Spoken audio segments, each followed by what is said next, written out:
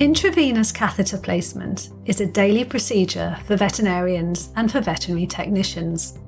It enables the reliable delivery of medication directly into the bloodstream, which is critical in anaesthesia and in the treatment of many conditions.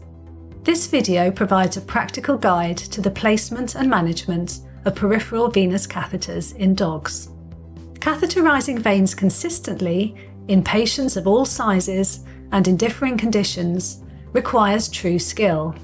If performed badly, the protocol can delay treatment, cause unnecessary pain to the patient, and in the worst case, result in life-threatening complications.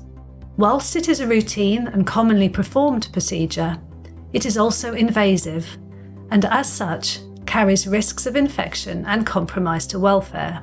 Therefore, it should only be performed by trained veterinary professionals such as veterinarians and veterinary technicians.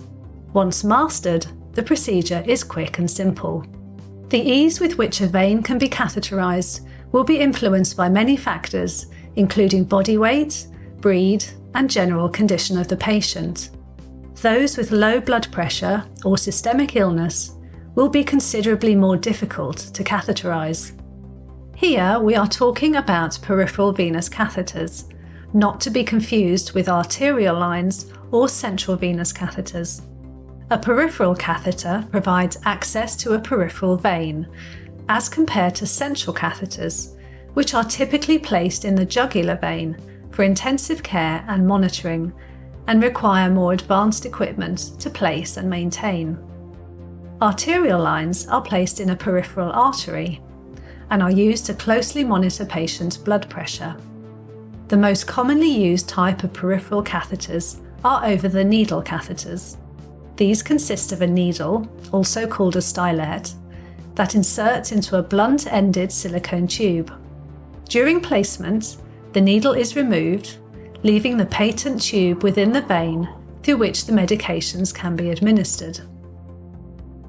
Winged needles, also called butterfly needles, are sometimes used as an alternative to over-the-needle catheters. These are simply needles with plastic wings to help secure the needle to the leg. They may be used for short-term use. However, the needle can easily puncture the vessel wall, leading to extravasation of administered medications and fluid. This can result in delayed delivery of treatments, significant pain, and even cause necrosis of surrounding tissues. Peripheral catheters provide venous access for the rapid and repeated delivery of medications, such as antibiotics and general anaesthetic agents during surgery, directly into the bloodstream for the subsequent distribution throughout the body. Catheters can remain in place with regular maintenance care for up to 5 days. Common sites for peripheral catheterization in dogs are the cephalic and saphenous veins.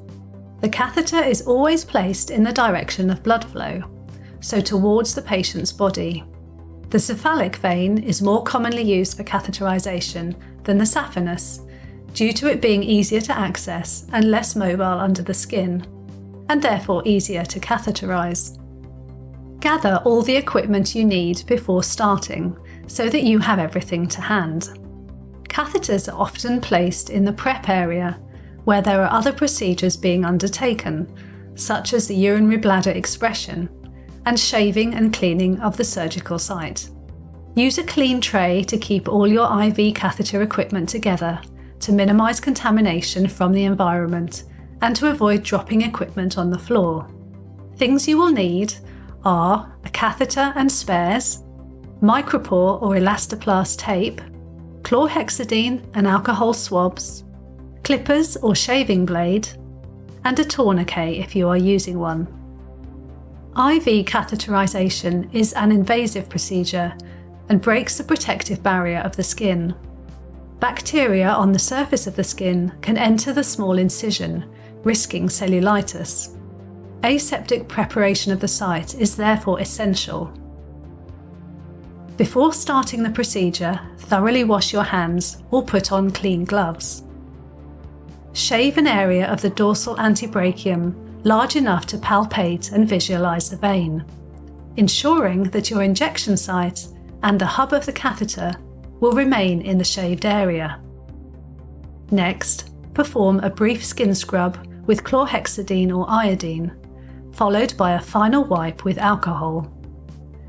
Avoid abnormal areas of broken skin, pyoderma or swelling. Raising the vein is a process of occluding the vessel above the injection site to slightly distend the vein with blood to aid catheter placement. This is best performed by an assistant who holds the limb laterally below the elbow, slightly extending the leg to minimize movement. The thumb is placed over the dorsal forelimb, applying gentle pressure and rolled from medial to lateral to move the cephalic vein onto the dorsal forelimb for easy access and improved stability of the vein.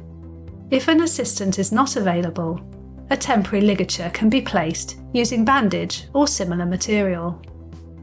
Some dogs have veins that run up their leg like drain pipes, and palpation may seem like a pointless exercise. But palpation of every vein helps you to develop a familiarity with the subtle bouncy feel of a vein.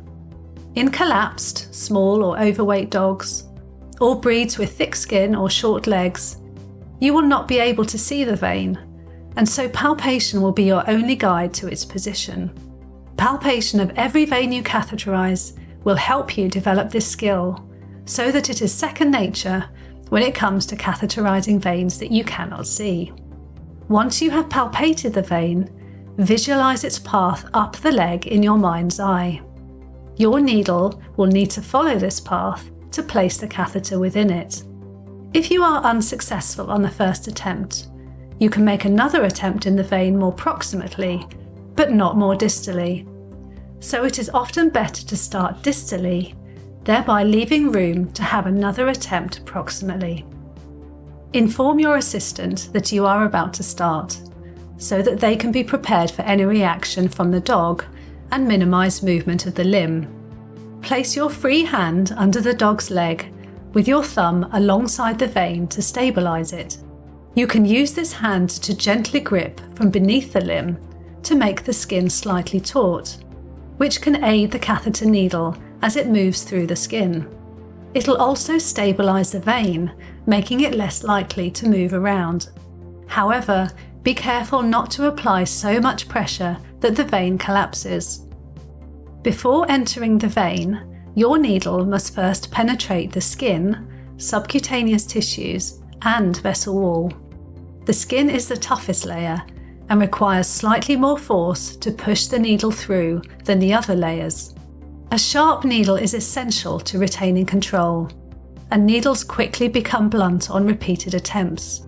So it is better to change to a new needle than risk multiple failed attempts due to blunting. Always have the bevel of the needle facing upwards. Try to improve your technique to pass through each layer individually. You may need a slightly more perpendicular angle to enter through the skin. Once you are through the skin, lower the angle of your needle to enter the vein at a more acute angle. This will make it less likely that you will pass directly through the vein and out the other side. Again, visualize the path of the vein up the leg and align the direction of your needle to follow this path. You are now passing through the subcutaneous tissue, which requires minimal force on your needle. When you are confident your needle is at the vessel wall, you may need to apply subtle pressure to penetrate into the vein. As soon as you enter the vein, blood will flow up the needle and into the hub. When you see this flashback, you will know that the tip of the needle is within the vein. You now need to advance the catheter off the needle and into the vein. This is the most challenging step of the procedure. As you gain experience, you will develop the coordination to keep the needle completely still whilst moving the catheter forwards. When only the very tip of the needle is in the vein, there is a risk that it will come out and the catheter will not enter the vessel. You will develop a feel for advancing the needle a few millimeters into the vein before beginning to advance the catheter.